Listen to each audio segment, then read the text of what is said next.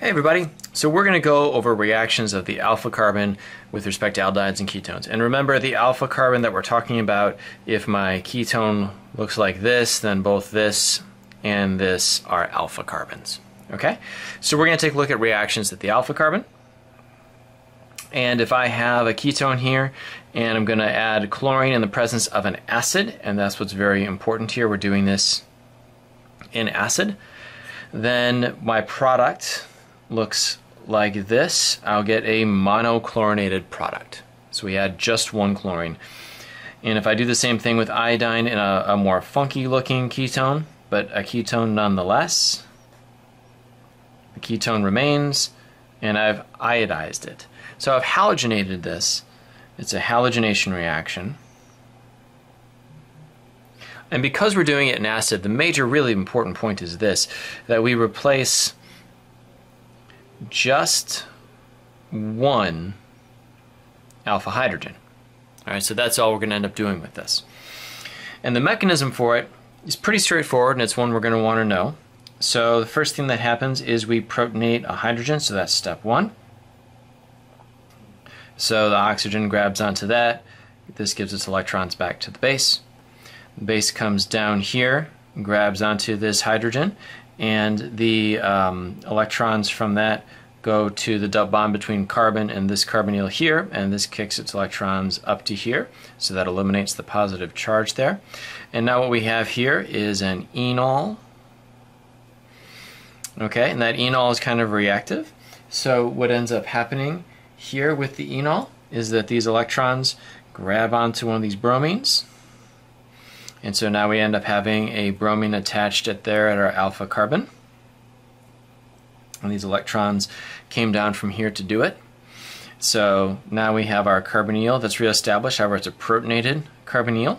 So a base is around. I didn't draw that in, so let me just go ahead and put that in here now. A base can grab onto this hydrogen, which will give its electrons back to the oxygen. And what we recreate is our carbonyl compound. So we still have our ketone, but now it's halogenated. So again, our four steps are to protonate the oxygen, remove the hydrogen from the alpha carbon at the base. We do electrophilic addition, so we're doing that here. And then we remove the hydrogen from the carbonyl to make our compound. Okay, so it's fairly straightforward. Now, if we're doing this in the presence of a base, so it's base catalyzed, here's our base, here's our halogen, we end up dihalogenating it, which basically means we replace all alpha hydrogens with a halogen. Okay, so all the ones that are there to be replaced on the same carbon. So this is our alpha carbon right here, and all of them end up being replaced. So the mechanism for it, I'll go through it in some detail. It's not one I'm going to hold you responsible for. But basically it sort of works like this. We have our base that's here, and it grabs onto this hydrogen, kicks its electrons up to here, and then we have our resonance that ends up taking place. So our electrons get moved up here to form a new bond, and then now we've got our oxygen anion here. These electrons grab onto one of these bromines and kick that over. So now we have this that's formed, and this is its own stable structure. And this structure here, we basically repeat the first steps again. So this guy is now this one over here, and our base comes along, grabs onto this hydrogen, kicks its electrons up to here, and this hydrogen is actually fairly acidic because now it's attached to a carbon with an electronegative atom on it. And the process repeats.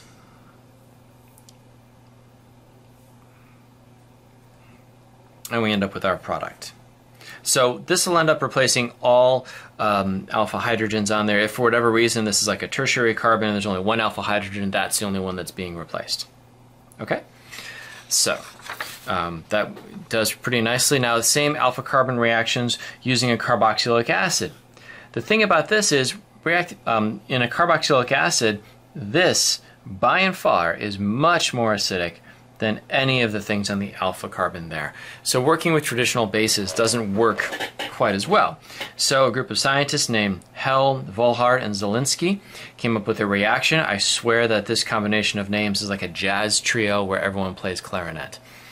At any rate, there is a mechanism for this. We will not end up going through it just because it's you know, a little more than what we want to get into, but here's the thing you should realize, that for a carboxylic acid reacting with PBr3 and bromine in the presence of water will monohalogenate. And that's the main thing to walk away with for this kind of reaction. We can, for a carboxylic acid, something that has a very acidic proton, leave that proton intact and halogenate the alpha carbon. So that's the important part there. So again, we're not going to really look into the mechanism for that, but your book does provide it. If you're following along in Bruce in the edition that we're in, it's page 809, if you want to take a look at it. But here's why this is important. Starting with a ketone here, and then we acidify it and use bromine, so we monohalogenate it. Here we've got a monohalogenated compound, and we can do substitution reactions here. So we have another nucleophile here that can replace that one. That's a pretty good leaving group, and so we can do additional chemistry here. So the whole idea is we take something that's fairly non-reactive, make it more reactive to get to a desired product. Okay, and that's what chemistry is really all about, especially organic chemistry, but we're taking something that's non-reactive, making it reactive, and then turning that into what we want it to do. So that's, you know, a good summary of what's going on there at the alpha carbon for this kind of compound. There are going to be more reactions that we see.